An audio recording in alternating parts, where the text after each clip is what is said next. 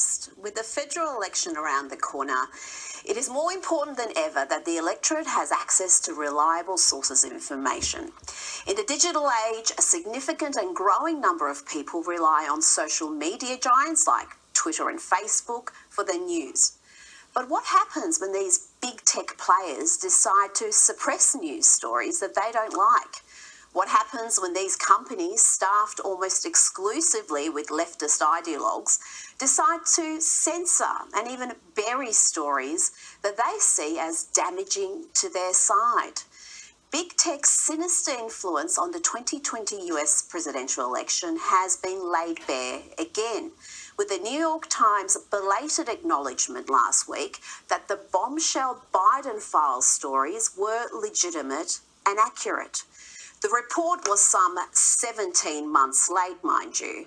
Of course, anyone with a fully functioning brain knew the New York Post's exclusive reports about the contents of Hunter Biden's laptop were real when they were first published in the weeks leading up to the 2020 election. However, that did not stop social media giants, Twitter and Facebook, together with the bulk of the mainstream media, conspiring to suppress and discredit a series of highly damaging stories on the Biden family that threatened to derail Joe Biden's campaign. Within hours of the Post's first explosive story, both Twitter and Facebook blocked users from sharing it and deleted copies that were already posted. Indeed, the New York Post's own official Twitter account was locked, and tweets sharing the article were deleted. A number of conservative accounts, including the personal account of the White House press secretary that had posted a link to the New York Post front page story, had their accounts suspended or locked. Not only did Twitter disappear a legitimate news story by labelling it potentially harmful, but they then promoted as their top story a verifiable lie, claiming the Vice President Biden played no role in pressuring Ukraine officials into firing the prosecutor. Now, this is despite the fact that there is a 2018 video of Joe Biden confirming that he played a role. Now, we must note that Twitter did apologise after the election for their actions and for their false claims that the Post's stories were hacked. But the damage was done.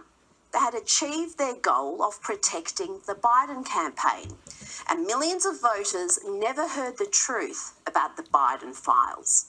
The overwhelming majority of the media joined the suppression and misinformation campaign, either ignoring a hugely significant story about the Biden family's dodgy dealings, including 10% for the big guy, or worse, labelling the revelations as a hoax or Russian misinformation.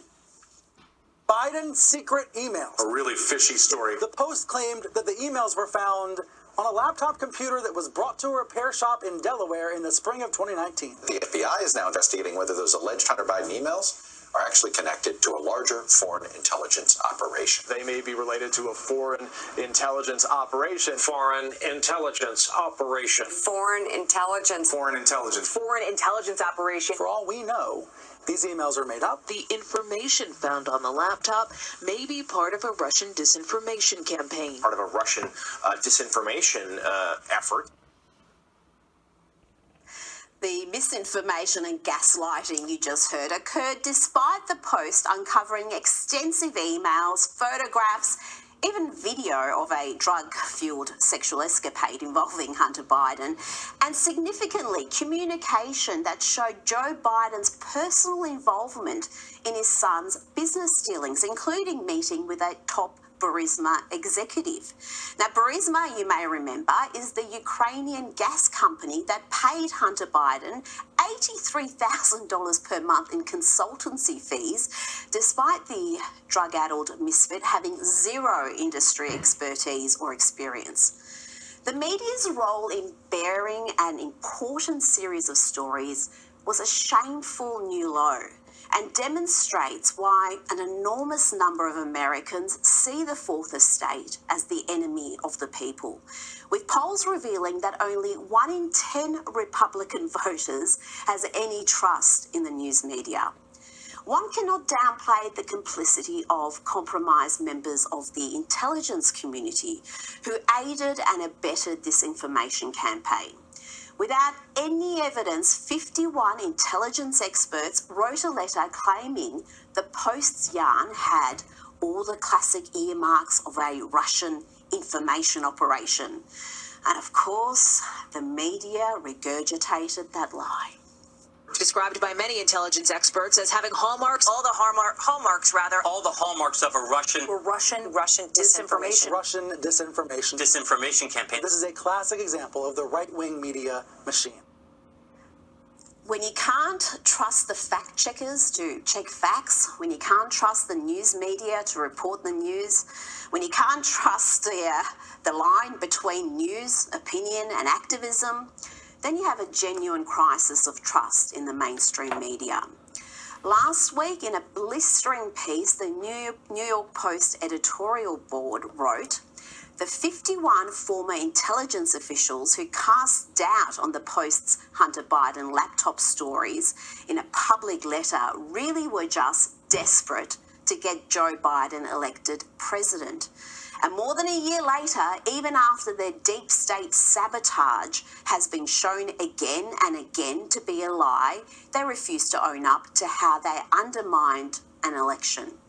The officials, including CNN pundit and professional fabricator James Clapper, a man who was nearly charged for perjury for lying to Congress, signed a letter that the laptop has the classic earmarks of a Russian information operation.